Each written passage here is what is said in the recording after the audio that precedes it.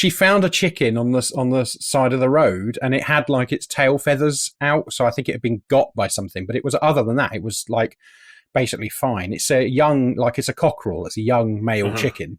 So if you can hear crowing in the back of this episode, that's because there's a chicken in my sister's bedroom. Only in your life could this happen. Like, this is entirely in keeping with the rest of your life. Did I ever tell you about when my mum and dad found a duck? No. Yeah, they had a duck in their bedsit for a while, and they taught it to swim in the bath. Amazing. Love that. We've talked about getting ducks, because duck eggs are good. Ducks are easier to care for than chickens, apparently. Yeah, but duck eggs taste like crap, though. They're horrible. Oh, do they? See, people have told me they're basically the same. The thing is, definitely it's mostly baking I use eggs for, so... That's fair. They're fine for that. Yeah. But also, they're apparently good for getting rid of pests. Oh, well, if you get, like, runner ducks, they basically just run around your garden eating slugs, so... Right. Should we actually record an episode, then? Sure, why not? Well, we can talk about birds some more. Let's move swiftly on.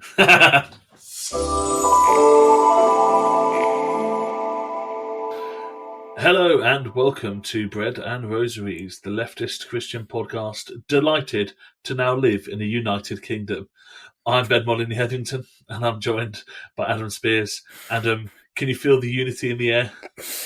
It brings a tear to the eye, doesn't it? I'm always saying, I walk around, I see the flag, and it's really good to see the colours flying, you know? Yeah, absolutely. And, I hadn't even realised I was living in a divided kingdom until the other week. And now it turns out that it's been united again. So, fantastic. Thank goodness. And all it took was a fascist march in London. Yeah, those guys, they get shit done, That's true. We are going to talk a little bit about the most recent fascist march and some of the Christian symbolism and imagery and allusions that were being used within that march. But before we do that, let us start, as we always start, with what else is on my mind, Grapes. What else is on my mind, Grapes? I couldn't find the button. I could tell. I could see the panic in your eyes. Like, he's gone early. He's gone early. Adam, I have decided for my mind... Follow Jesus? Yeah. For my mind grapes this week to allow you to do one of your favourite activities. Because I think we do... Is it complain? Is it complain? That's what it is, complain in particular about how the royal family are a tool of propaganda. Yes! Because, my goodness, with Trump's state visit this week, it's been pretty blatant how much the royal family are used to cover some political things up, hasn't it? I don't know what you're talking about, Ben. I just think that we need to keep... I was going to say keep our friends close and our enemies closer. I don't know. Make of that what you will, I guess. But yeah, we had the situation where a gaudy, elderly idiot who loves gold and is richer than anyone should ever be, and it's driven in balmy, had to meet Donald Trump this week. I saw that joke coming as soon as you started speaking. Yeah, look, it wasn't a clever or original joke, but it was there, and I was going to take it. That's the best we've got, really, isn't it? We had the state visit of Trump, where as a nation we all bent the knee. It was completely unedifying. There was a small amount of protests, but I think understandably it's hard to know. I get the desire to protest, particularly against Trump and kind of some of the stuff that he's been doing. I think particularly in terms of ICE and some of the recent moves against trans people in the States, and to kind of show some solidarity to people. So I'm glad there was some level of protest, and it was a good thing. But also it's hard to see exactly what a mass protest would have achieved, apart from maybe upsetting him a little bit. Particularly because Starmer seems to have concluded that he needs to pretend to be buddies with Trump, and therefore he got a full state visit, including an opportunity to meet the royal family. And And it does just seem like the propaganda machine for the royal family went into overdrive a little bit this week. I've seen lots of photos, lots of bits, and like even the stuff that's more critical of Trump, it has been like, how dare our beloved royal family be besmirched by the foul stench of Donald Trump? Yeah, I always enjoy that kind of side of it where people say, well, it's like when Boris Johnson prorogued Parliament or asked the Queen to prorogue Parliament or whatever, and everyone was so angry because he lied to the Queen. And like that was like the worst thing about it, not like the actual consequences of doing that. It was the fact he lied to Her Majesty. And I just, it's one side that employs kind of sycophancy complaining about another side that employs sycophancy. And I just a plague on both their houses, basically. Yeah, it was all very strange, and I get the being upset that, you know, Trump's here and it makes him happy and whatever, but like, I don't know, having to be like, oh, actually, won't someone please think of the poor king and all his suffering is not, it's not landing for me. I'm going to be honest with you.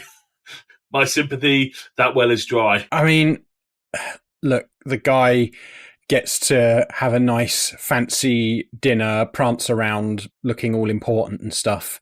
I don't think he's really that fussed about... To be fair to Charles, I don't think he's as bad as a lot of people think he is. He is still an unelected monarch whose dad murdered his first wife, but... Allegedly.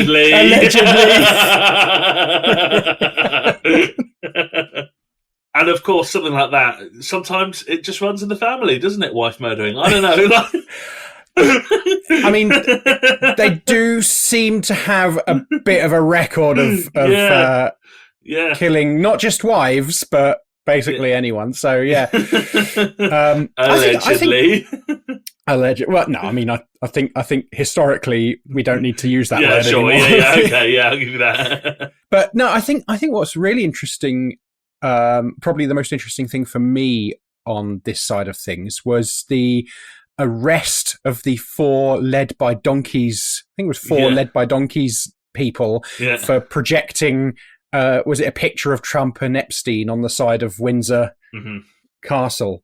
Yeah, and they got nicked for it. When the led by donkeys guys are getting nicked, the most milk toast. Yeah. We spend too much time together. That is becoming clear to me.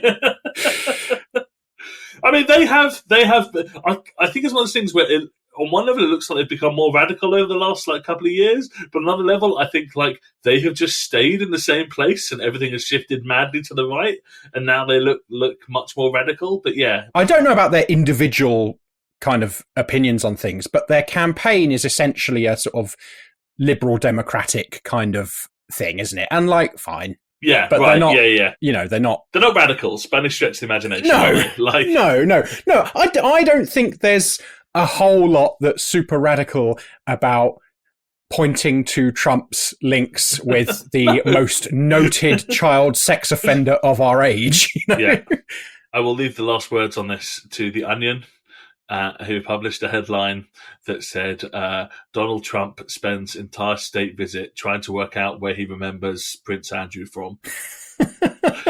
Yeah. Love it. Yeah, really good stuff. Shall we move from talking about the far-right billionaire who was coming to our country to sow discord to, a different far-right billionaire coming to this country to sow discord. We're going to talk about the Unite the Kingdom rally, which happened in London on Saturday the 13th of September. Is that right? I believe. Yeah. Who cares? Yeah. Probably the largest fascist demonstration of either of our lifetimes. Certainly, yeah. And a worrying sign of where things have gone. It was led by Tommy Robinson, so this is not the kind of Farage-style plausible deniability far right. I can't believe we're at the point where Farage is the plausible deniability far right, because like it's pretty hard for even him to deny it. Yeah, you know? But like I think there has always been that divide between, even if it's not plausible deniability, respectability. Right, Farage wants you to take him seriously, and he wants to have a serious voice in the mainstream of British political opinion, right? Having moved the mainstream to the right. Yes, absolutely. Tommy Robinson has never had any pretensions about what he is, which is an over-promoted street fighter. Football hooligan, wasn't he? Yeah, I think so, yeah. And very much not interested in being a mainstream figure in terms of acceptability to the media, right?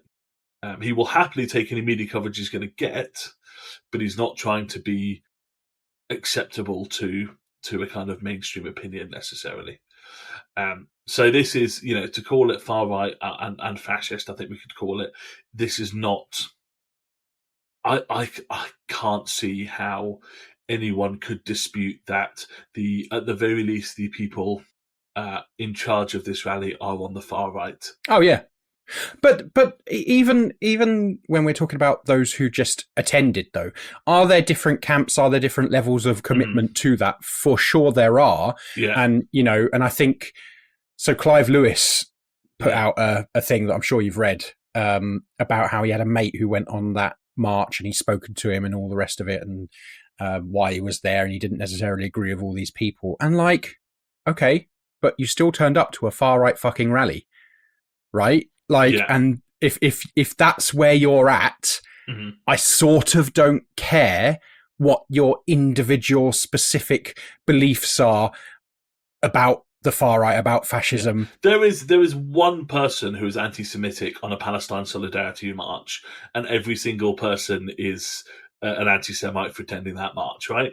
But obviously, if you are at the Tommy Robinson rally, you don't necessarily support Tommy Robinson. is the kind of vibe, right? Like, I think you're absolutely right. Like, whether they would call themselves that or not, everyone who marched in support of fascism. That was that was the clear intention of what was being done that day.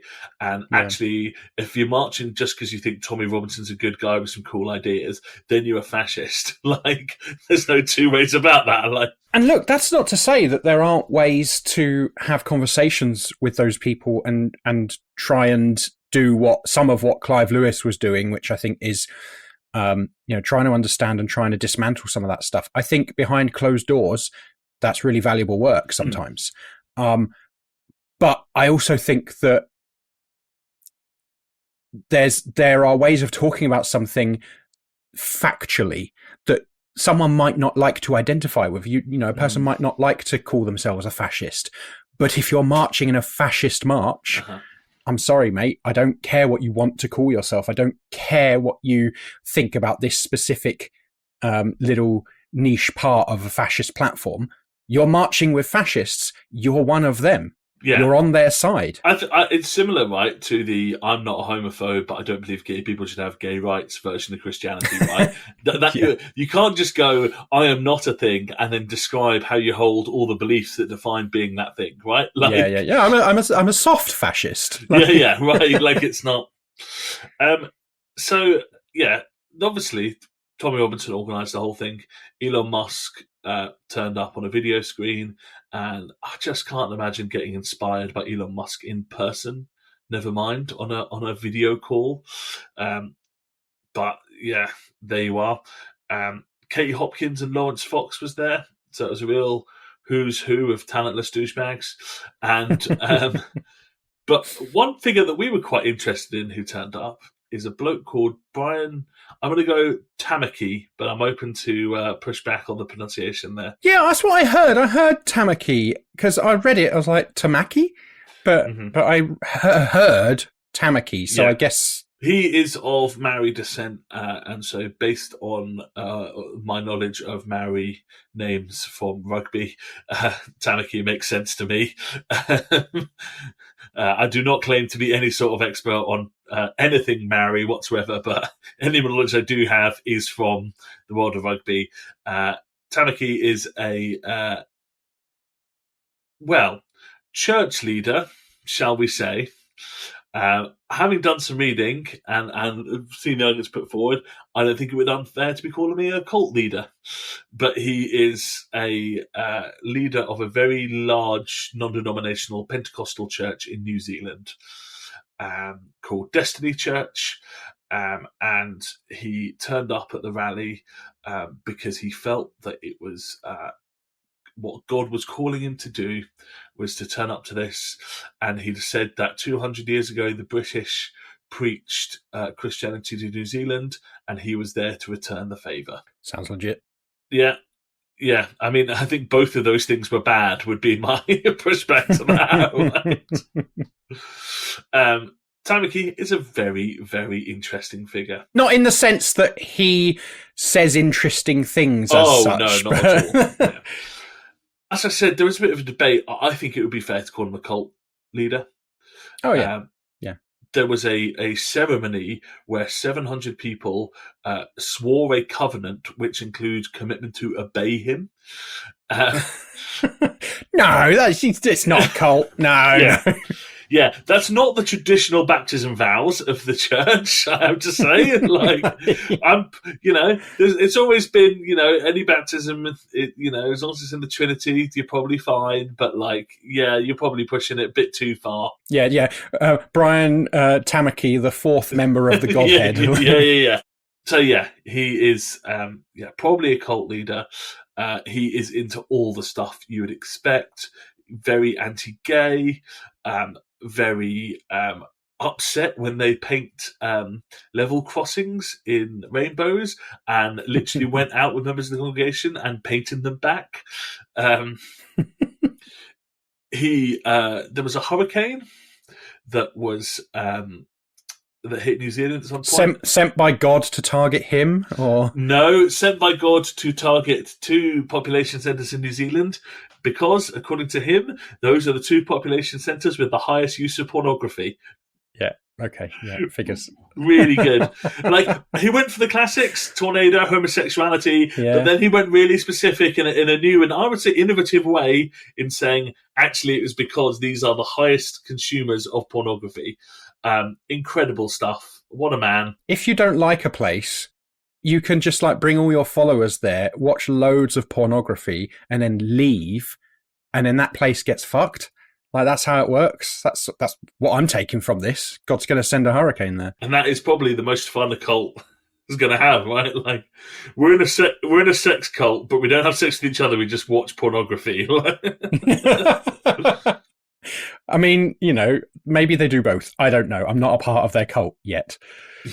Christ. So interesting bloke. He went really heavy into anti-COVID. Essentially, was COVID as a conspiracy. Eventually, refused to shut any of the churches during COVID. All this sort of stuff. So that's quite interesting about him. As I mentioned, is that he's Maori, and the congregation are very heavily First Nations, kind of representing the conservative wing of the First Nations community, certainly not representing any sort of mainstream. But a lot of he's a failed politician. He founded a coalition of parties that got 0.03% of the vote last time out. I read 0.6% somewhere, so I don't know what's happened there. I think you're doing him down. Mainstream media is distorting his performance. Yeah, and there were 3 million people at the Unite the Kingdom rally as well. Yeah. But he was some of his platform. It's classic fascist in some ways, really. I think it would be fair to describe him as a Christo-fascist cult leader.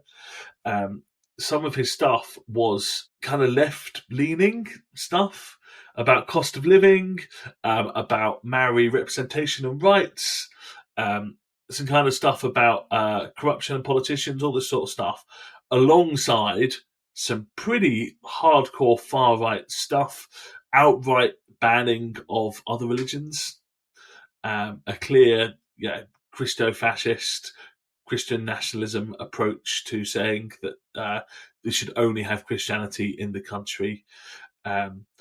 He also blames, and this is fascinating, he blames acceptance of homosexuality on colonialism, which, I mean, pretty much every major scholar of First Nations history has been like, yeah, no, wrong way around. Sorry, absolutely not. Part of the reason I think he is so interesting is because he is this weird mix of, Maori fundamentalist Christian preacher, right? Like, that's a fairly unique mix. You do see it from time to time with, like, First Nations and Indigenous people going over to the far right. But it's rare. It's rare. But you also end up, like, with people like him, you end up with this super weird mix of stuff that traditionally would be seen as sort of almost kind of left coded, but actually is mixed in with this stuff. And actually it's not that unusual with fascism. Yeah, I was going to say that is quite classic fascism in a lot of ways, isn't it? Have you seen the, I might be getting ahead of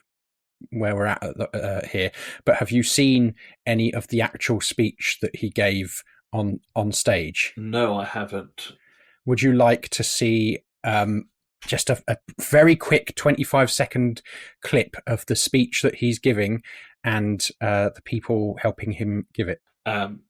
No, but I guess I'm probably going to have to. There's one more. Yeah. Oh. The Palestinian religion of lies. Oh, Christ. The Palestinian religion of lies and corruption. In the name of Jesus, we finish your power. Bring it on, boys.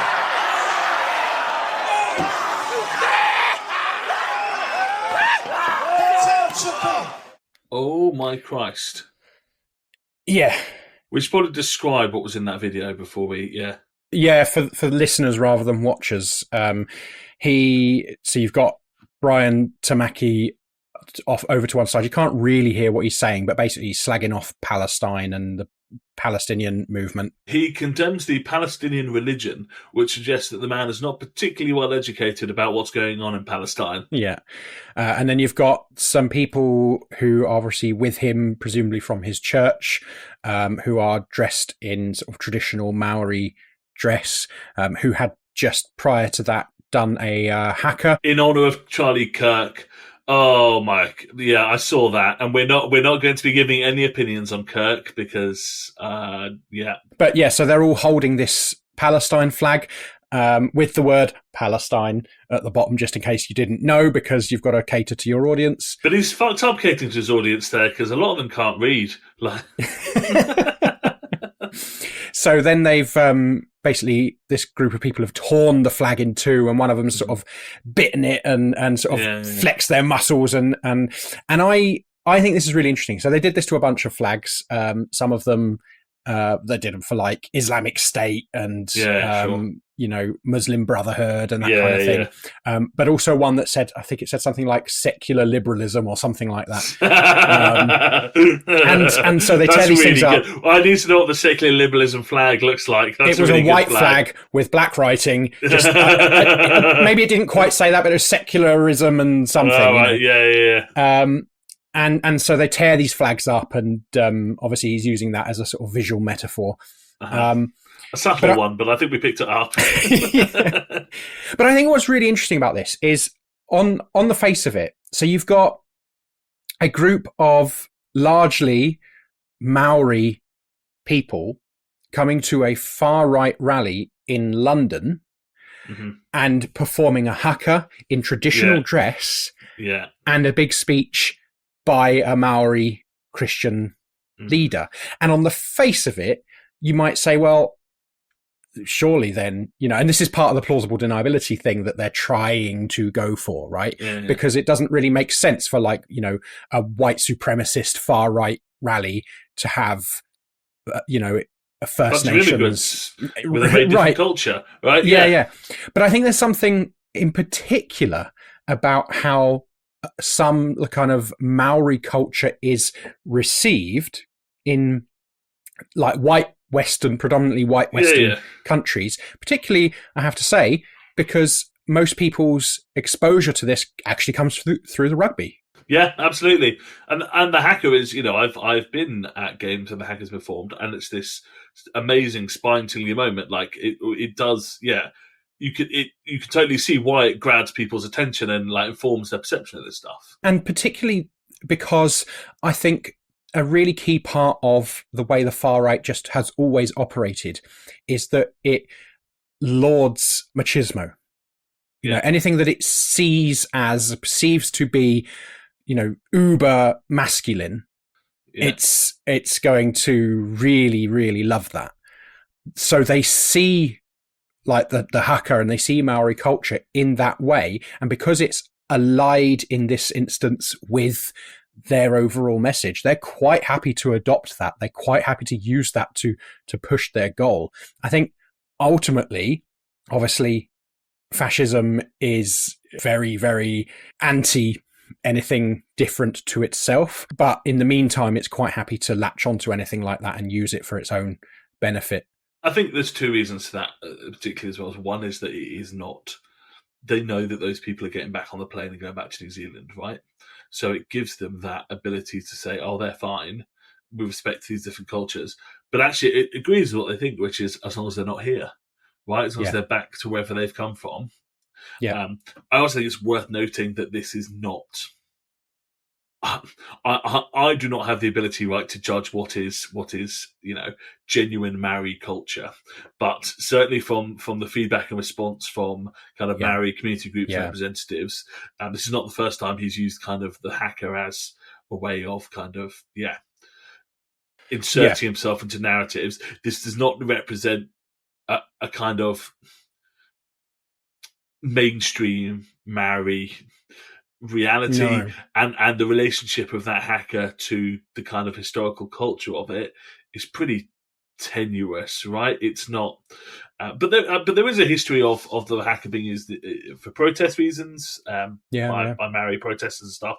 But it's hard to draw much of a line. It's pretty clear that to me that these are not people who are genuinely passionate about the history and culture that the haka represents, but are happy to utilize it as a tool. Well, they wouldn't be using it in a far right context if they were particularly interested in that stuff, would they? I mean, I think it's important to say that there's an ongoing, and for some time there's been an ongoing discussion in New Zealand about the use of the haka in particular, but Maori culture in general, and the integration of that into what is, a colonialist kind of nation. And this plays into a lot of the kind of right, obviously, a lot of the right-wing kind of approach to that. But it's not like the haka is just a neutral thing that can be cracked out anywhere as such. There are people who are very, very critical from the Maori people about its use in this way. So you're saying that the rugby is once again not necessarily the good guy? I mean, I hate to break it to you, Ben. Incredible as it may be to imagine, a sport played predominantly by public schoolboys is not necessarily always going to be on the right side of history, as the libs like to say. Well, at least we've got a united Ireland playing in the rugby, and that time Nelson Mandela lifted the World Cup, right? We'll take those things. We've got just a couple of areas where the rugby is still, Well, look, it's always going to be better than FIFA, isn't it? So, low bar, that is a low bar. Yes.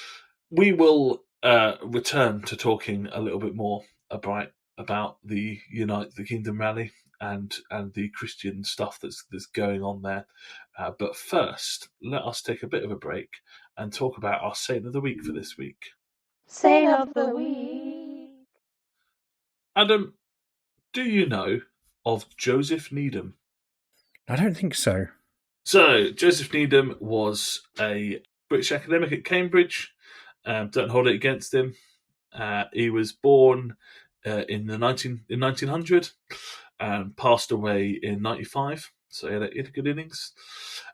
He kind of started off as a biochemist, and then kind of became more interested in the history of science. And his big area, he became known as and here's an old school term that I loved, a sinologist. Sinologist. Yes. That sounds like that's a bit close to Scientology for my liking there, Ben. You're going to have to really pull this one back. Sinologist is someone who studies China. Oh, okay, Sino. Yeah, okay, yeah. But it is sinologist is the is the term. Yeah, really like that, sinologist.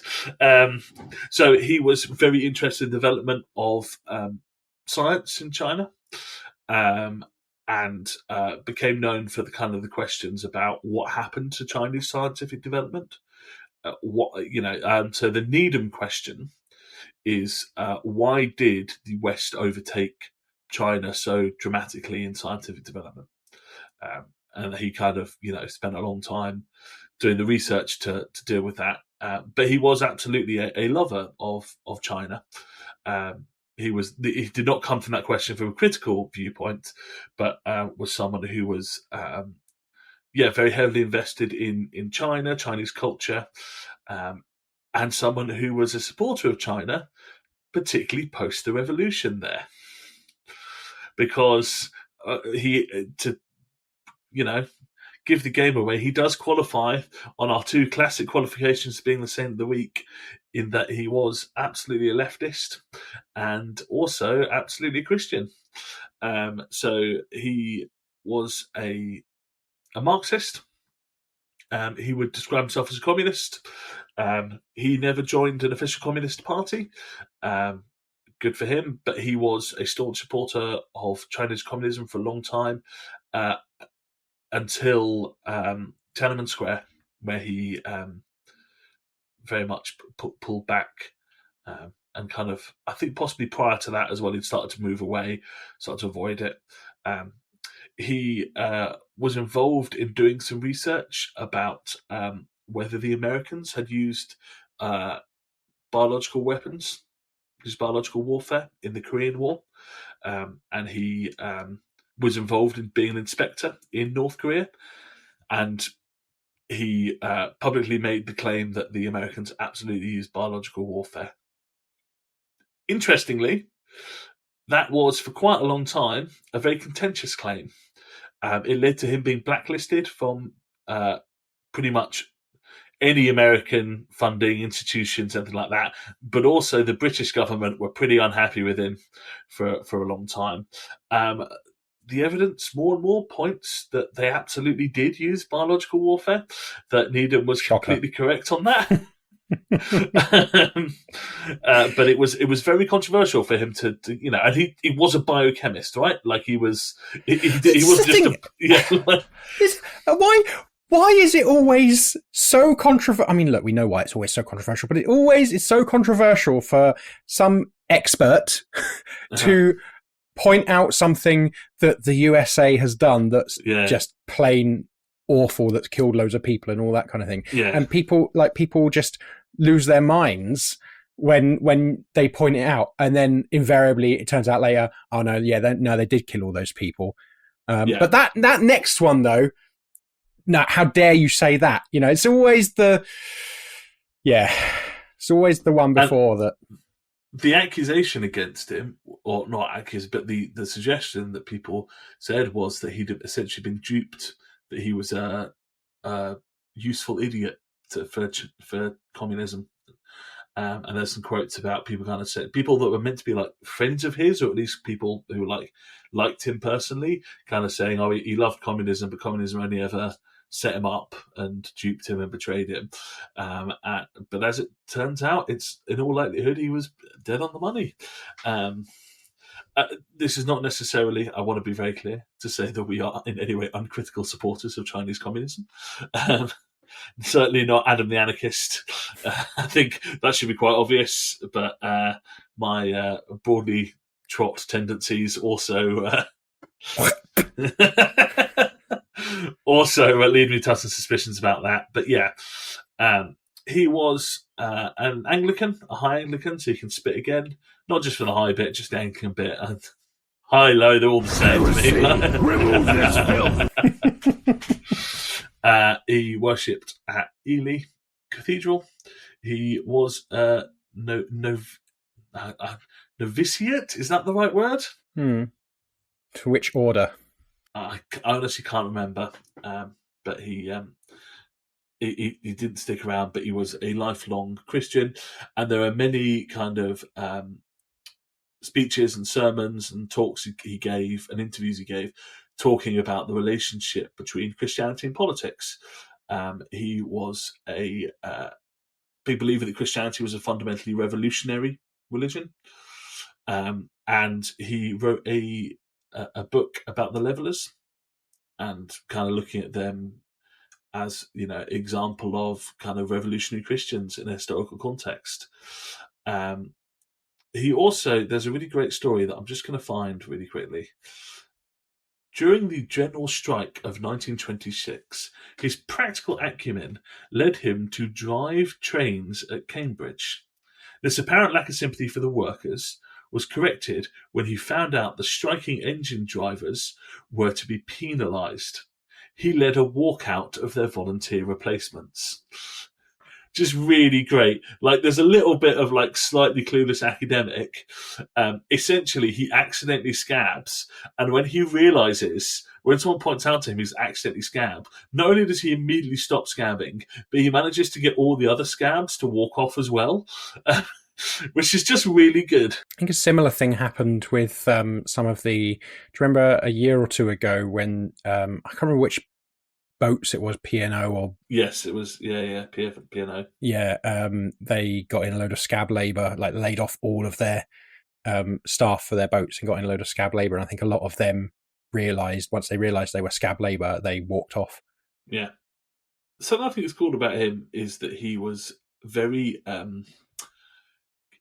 There is a bit of a history of things like Scientology where you never actually go to the country or you have very limited actual experience. He was very widely travelled across China, and he'd go on archaeological digs and stuff to have a real understanding of the historical work that was being done. And was generally a very well-travelled, interesting bloke. A committed Christian and a committed Marxist socialist for his entire life. So a very cool dude. He, in terms of his Christianity, he considered himself a fairly down the line, like Orthodox Christian, but he also said that he should be considered an honorary Taoist. He was very interested in the study of Tao, and he drew a lot of stuff from that. And he basically saw no contradiction there of being an active, committed, practicing Christian, whilst also drawing a lot from the Taoist religion and learning a lot from that, which again is very cool because I think it's it's easy to, or a lot of the Christian figures we look at are not necessarily that interested in other religions or that thoughtful about this stuff, but he was a very very open to other religious viewpoints. So yeah, a really cool dude. Would you like to hear one final cool thing about him that was the thing that caught my attention originally? Okay. So he is known as a little bit of a ladies' man in his younger days. We really need on the soundboard, we really need some kind of button that's like, oh yeah, or something like that, Yeah. Oh, by the way, I'll tell you what I haven't mentioned. He was part of founding UNESCO. That's probably something I meant to bring that up. It's quite a big one, that. Yeah. And the reason it's called UNESCO and not UNESCO is because of him, because he was a firm advocate that science should be included in UNESCO's brief, and he was the first head of natural sciences at UNESCO. But he kind of left, I think, eventually because there was some tension around his political beliefs. I was going to say UNESCO, this is liberal nonsense. So yeah. But he also, he was involved in that, and was obviously very well respected. He was married to a biochemist called Dorothy, and they were the first husband and wife to both be elected as Fellows of the Royal Society. Great fact. They were together until Dorothy's death in 1987. So quite a long time. However, about 15 years into the marriage, Joseph meets and falls in love with another woman. Is it Mary, No, it's not. the mother of God? And I don't know what the behind the doors conversation was, but essentially Dorothy accepted this fact, and this other woman moved in with them. Okay. And Joseph was what we probably nowadays refer to as polyamorous. Okay. In the 1930s. And back then they would have said was polygamous. Yes, but he was relatively openly. I mean, it wasn't like officially acknowledged, but relatively, it kind of a known fact that he lived with both these women, by all accounts, quite happily. And I looked into a little bit because you was a little bit worried that this is just a bloke that's being controlling of two women rather than just one. But by all accounts, actually, the three of them all had very progressive views on this stuff. It isn't necessarily clear anywhere whether Dorothy was also seeing other people, but it seems like that would have been acceptable within the arrangement as well. So yeah, a kind of little known kind of forerunner of what we might now call polyamory, which is I thought was really fascinating. Yeah. It's not what I expected you to say. No. Yeah. I thought that was a real curveball at the end of that. It was all fairly, here's a guy, he's a Christian, but he's also a Marxist. Isn't that cool? And then bam, right at the end, he, was polyamorous in the 1930s. And that is your Saint of the Week. Saint of the Week. There we go. So, shall we return somewhat reluctantly to Tommy Robinson and his bloody lot? Oh, yeah. All right. Go on. So, this was not an explicitly Christian rally. It is not let us gather together for Christ, right? Necessarily. However, it was very Christian in the way it actually functioned, right? People were chanting Christ is King. There were like memorials and stuff to Charlie Kirk. It was very explicitly Christian in how it actually came together, even if it wasn't promoted explicitly as a Christians come together, right?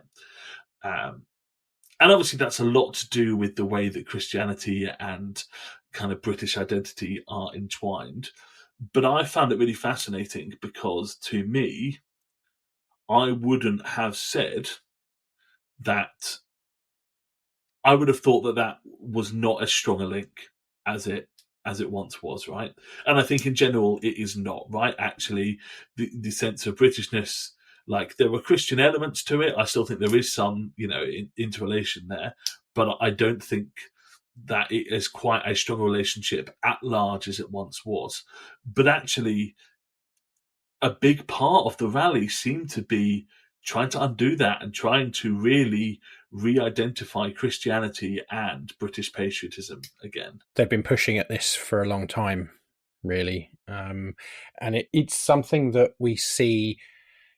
It's a very, very common element of the far right, whether it be far right in sort of traditionally Christian countries or majority Christian countries, or whether it be the far right in countries that have not had that Christian background, that Christian influence before. They will often use the religion of that country or that country's previously observed in that way, because it's about tradition, right? It's about bringing you back to how that country was. That's a fairly fundamental element of, I mean, it is one of the main elements of fascism. It's, palingenetic ultranationalism. Or to be clear, how it is presented as having been. It's always a somewhat imaginary past, right? Yeah, misspoke there, actually. Yeah, it's very important to recognise that we're not talking about something that actually ever existed. Yes, absolutely. But in their minds, yeah. Yeah, and I think there is something quite interesting that I think a lot of Christians have an imagined past that corresponds with this, right? That we used to be a very Christian country. Brian Tomery coming over and saying, oh, I'm back to preach the gospel to the country that used to preach the gospel to the world. Well, actually, yes, there was a Christian element to colonialism. I actually do not want to be denying that. But the idea that everyone was Christian, that church attendance was 100%, all this sort of stuff, simply isn't reality. There was a level of Christian normalization that isn't quite the case anymore culturally, but the idea that everyone was an active practicing Christian is simply untrue. Church attendance has always fluctuated. People's actual beliefs have always been pretty deviant from the official party line of what you're meant to believe. The idea that this is how things used to be is nonsense, but it's as popular in churches that would consider themselves kind of mainstream churches, evangelical but not hugely conservative churches, still believe a lot of the same stuff. And I think it's really worrying the way that energy is being taken by the far right, because it's a very seductive energy, even if it's not in any way true. Yeah, I mean, I've spoken about this before, about how churches and sort of mainstream Christianity wants to adopt the language of patriotism, of nationalism, of these kinds of things, wants to adopt the flag, wants to adopt all of this symbolism, at the same time as using Christian imagery, using Christian ideas. I mean, the flag, or the flags of the nations, are Christian symbols, right? The Union flag, the Union Jack, is made up of Christian symbols. And churches, it's very telling how churches have responded to this rally, where they've been, I would say fairly gently critical of the rally. They could go a lot further, but they very much tried to reclaim this idea of, well, the flag is not just for them, it's for us as well. And I just think you're not going to win that one, right? Because with fascism, it's much the same kind of thing as how Keir Starmer's Labour is ceding ground to the right as it tries to claw back votes from those voting for the right. And you're not going to do it. You're not, like they always say, you're not going to out Farage. And similarly, with the church and others trying to use the flag and use nationalist symbolism, you're not going to win that fight, right? You have to come out in opposition, not as some gentle, again, sort of milquetoast kind third of like, way, oh, well, it's it's third way shit. 100%. Yeah. I mean, radical orthodoxy has a lot to answer for. And I think this is probably one of those things. It always comes back to John Milbank. I saw he had a good take the other day. I couldn't believe it. Hard doubt on that one. I'm going to see if I can find it now. What was it? I couldn't believe it. One of my mutuals on Facebook was like, hang on a minute. I agree with John Milbank. What the hell is going on? End of days. Yeah. Thing is, he's so all over the shop that actually it's honestly shocking. It's honestly shocking he's not occasionally right more, like, because of the stocks clock thing. He pumps out so many opinions of such like inexplicable diversity, and yet he probably should be right like more often than he is, just on law of averages. Yeah, I think you're probably right there. I can't find what it was anyway. It'd take me a while, but it did happen, I promise you. I look forward to listening back to this when you've edited it with your editing booth drop in to tell us what we missed out. So now I've got to do that because you said it, and that's just more work for me, Ben. Come on, you're supposed to be a comrade. Hi, folks. Adam in the editing booth here, and yeah, I'm not doing that.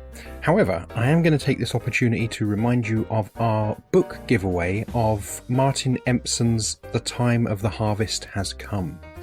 Martin was a wonderful guest in our last episode, and he has really kindly offered to give away a copy of his new book to a lucky listener of this podcast. All you need to do is email us breadandrosaries@gmail.com with an example of how you have been organising recently. So definitely go ahead and do that.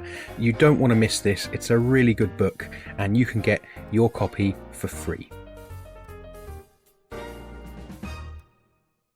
But I think you're absolutely right that churches have come out and look, obviously the kind of gentle opposition is better than no opposition or, God forbid, active support. But there is no looking internally to see what's gone on.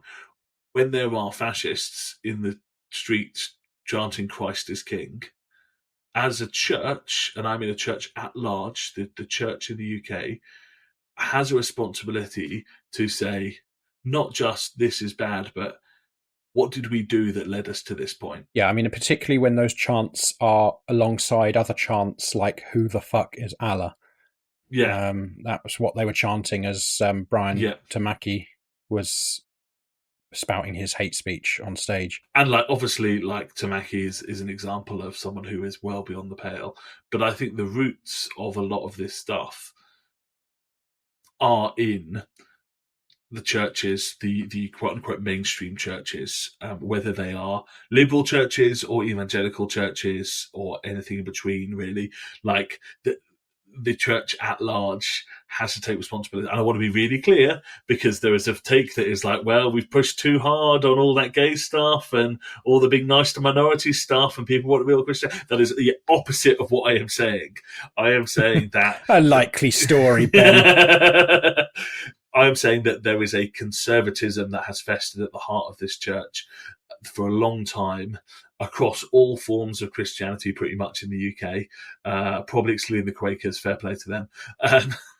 Even then, though, there's some conservatism in the Quakers if you look hard enough. But across most of mainstream Christianity in this country, there is a festering conservatism that has fueled the factors that have led to this rise of the far right. And it's all well and good saying, oh, you should be nice to immigrants. Yeah, you should. But actually, we need to look inside and say, how the hell did we get here? And what have we done wrong? What do we need to repent for as a church that has led to this stuff? I think I'm just fed up with the church just always going for the obvious low-hanging fruit. Yeah. It's actually pretty easy to say, oh, we should be nice to immigrants, but also it's important to have a fair immigration system, Right. And that's just liberal equivocation and bullshit, frankly. We need to oppose this stuff full-throatedly. And just, yeah, I know I end up sort of moaning about the church all the time. The church is often a lot better on things like immigration than other places and people are, and I appreciate that. I do. I just think, as you say, we need to recognise what the roots of this stuff are, because it's all well and good shouting about how, or not even shouting, but sort of just saying, well, it's our flag too, and immigrants are welcome in our country, doing all this nice, inclusive kind of civic nationalism nonsense. But ultimately, these are not only divisive symbols, but they're divisive symbols precisely because they have been used to do things like sail around the world and steal people's countries and resources. Right. Yeah. I mean, there's the starting point, right? Have we reckoned with the legacy of colonialism as a church? Yeah, and exactly. And the Church of England has this whole thing where they've set aside £100 million for reparations for slavery. Great start. Great start. But if you are on one side of your mouth, you're saying, "Oh, we're going to pay reparations for slavery," and on the other side of your mouth, you're saying, "Well, isn't the United Kingdom wonderful? And we have such a wonderful history of tolerance, and the flag is ours." And that those two things cannot sit side by side without some level of incongruity, and one wins ultimately, right? And I'm really happy that the Church of England put their money aside. I encourage many other, although Church of England is obviously most complicit, but other churches to do what they can to address the legacy of colonialism is really good. But ultimately, you can do that and still be essentially advocating for a neo-colonialist world, right? actually, your money is great, but actually, are you talking about the basic stuff like Palestine, right? If you're not taking a pro-Palestine line, then have you actually reckoned with the history of colonialism? And I'm not saying that it's just that simple of, okay, you do that one thing, you reckon with it, but actually you haven't actually, you've thrown money, but have you actually seriously looked to undo the legacy of colonialism there? I think that's a really interesting question. When we're talking about undoing the legacy of colonialism, there are principles around, restorative justice that I think can be really helpful here. Because restorative justice isn't about trying to say that we can get to the point where it's like it never happened. That's not how justice works. That's not how any kind of justice works, including restorative justice. Restorative justice is about recognizing the harm that's been done and doing your best to make restoration for that harm. It's not saying that the harm never happened. It's saying, well, how can we get to the point where we can move forward with our relationships in ways that are equitable and, bring about the common good? I think that's probably a lesson the church still needs to learn more broadly than just individual episodes of justice and injustice. And until you do that, you are going to be part of the problem, no matter what soft opposition you put up to this stuff. Until you actually take those things seriously, then actually you are fueling this stuff indirectly, and you are talking out both sides of your mouth ultimately. And look, that's really hard because we have a network of thousands of churches in this country that are steeped in colonial history, in the history of the slave trade, in the history of massacre, in the history of war, in the history of rampant nationalism. And it's really hard for every single one of those churches to approach some of this stuff, particularly in communities that are often really divided about it. So I'm not even saying you go into a church and you smash up, you rip down the flags, you smash up all the memorials of the slavers. No, but a lot of these churches aren't even at the point of being able to have an honest conversation. They haven't even noticed a lot of the time that there might be a problem with these things. And I just think we're so far behind where we need to be that people need to start pushing on this stuff. It's a unwritten law that if you're going to do a sermon on the Good Samaritan, you have to start by describing it as the most misunderstood passage in Scripture. I don't know that that's true. I think there are lots of misunderstood passages in Scripture, but I tell you what, almost every Good Samaritan sermon I've seen starts with this is the most misunderstood, or one of the most misunderstood passages in Scripture. This might just be my experience, but that's certainly been my experience. And yet I have almost never heard anyone give the correct interpretation of it. Okay, go on. Which is, quite simply, nations don't matter. Nationality doesn't matter. Borders don't matter. What matters is looking after people, right? Yeah. The message of the Good Samaritan is that you should have open borders. Actually, the whole point of that story is what matters wasn't the nationality of people. That national conflict is stupid. That putting any value on the nationality of people, whether it's your own nationality or theirs, is pointless. You're 100% right. And I find it utterly incredible how obvious that is when you listen to that, when you read that story. And yet, you're right. Just a lot of people, I have heard people give good interpretations of it, but a lot of the time, not so much. But it ends up being personalized, not structural, right? The message from it. The point is, don't judge people for looking a certain way. Be nice to people, right? Okay, great. Which is the fundamental message of the Gospels, right? Is be nice. Be nice to people. Yeah, absolutely. But actually, the point Jesus is making was structural. Right? there are structures that prevent us from being good neighbours, right? And it's when we put the value in those structures over our fellow human beings that we lose sight of what it means to do what God asks of us. Structures and institutions. Yeah. You know, the institution of the priesthood was criticized quite clearly in that parable, which I don't think was necessarily to say that, you know, the priesthood was a bad thing in and of itself. I don't think that's what Jesus is getting at. You know, Jesus was a good Jew, but it is to say that when you place too much power, too much kind of respect, actually, in these institutions, that you end up with that becoming almost the deity in and of itself. Yeah, absolutely.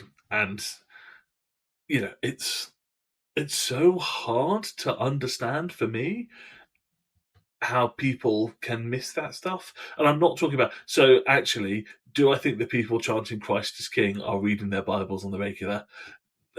No, of course not. For them, Christianity is a identity marker that is about national pride, right? And the point is not that they don't genuinely believe Christ is King, and they'd be pretty upset if someone said Christ is King and therefore Charles isn't, right? Like this is not about, you know, people who have a deeply held, sincere Christian belief. It is about people using Christianity as an identity marker of what it means to be British, right? So in some ways, they're whatever. But there are people who are pastoring churches, who are very devout Christians, who are reading their Bibles on the regular and are missing this stuff that is staring them in the face, and you know, are taking that very personal. And that for me, that's about the function of ideology, right? That is the culture we live in. Yeah. And on some level, it's impossible for any of us, you know, not to read the Bible with at least some level of our own cultural bias in there. But we are such an individualistic culture that I think, by and large, most people haven't got the first clue, because of course they haven't, and we haven't, what it was like to live in like first century Palestine, you know. So why would they think that they knew? And this is the fundamental issue with you know, biblical literalism. One of the fundamental issues with biblical literalism is people thinking that they can read something, you know, the plain meaning of Scripture, and that it's gonna make tons of sense to them, rather than having to do a little bit of work try to understand that stuff. Absolutely, it's the same reason we end up with people using Christianity to justify a genocide, because the events of Revelation need to come about in the way that they think that they're supposed to come about, rather than Revelation actually being a piece of apocalyptic literature, and I mean apocalyptic in the traditional sense, apocalyptic literature about events that were going on then, you know, in the first century. But I think ultimately I'm less concerned about fundamentalists like Damke and the kind of hardcore Christian Zionists. They're going to be what they're going to be. They're going to do what they're going to do. But actually, in isolation, they don't achieve much. It is the broader Christian culture that I'm worried about. It is mainstream Christianity that I think is utterly failing to take responsibility for what we saw at the Unite the Kingdom rally, and desperately needs to. I cannot overemphasize, if these people are chanting Christ the King, then there are some very serious questions about what the fuck has happened to Christianity in this country. If that's where it's ended up, and it hasn't happened slowly, it hasn't happened quickly, it hasn't happened overnight, right? There is a lot of long-term stuff that has led to this place, and I'm not necessarily, you know, it's not shocking that we'd end up here, but the fact we have ended up here and it's now this blatant, something has gone radically wrong in British Christianity, and your two options are either get rid of it entirely or really work out what the hell's gone wrong and do something to fix it. And we know which one of those you prefer, don't we, you heretic? Honestly, at this point, like either I will knew do. it. I knew it. Heresy! Remove this filth!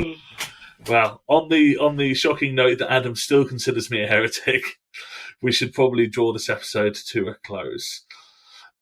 Adam, where in the world can people find you?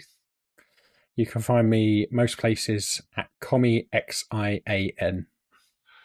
Brilliant. You can find the podcast, breadandrosaries.com, all sorts of bits and bobs up there to go and look at, including all our contact details and socials. If you want to get a hold of us, we'd love to hear from you, so get in touch. And if you would like to throw some pennies, the Patreon link is up there as well. Thank you very much for listening, everyone. Thank you, as always, Adam, and we'll see you all next time. Bye-bye. See you later.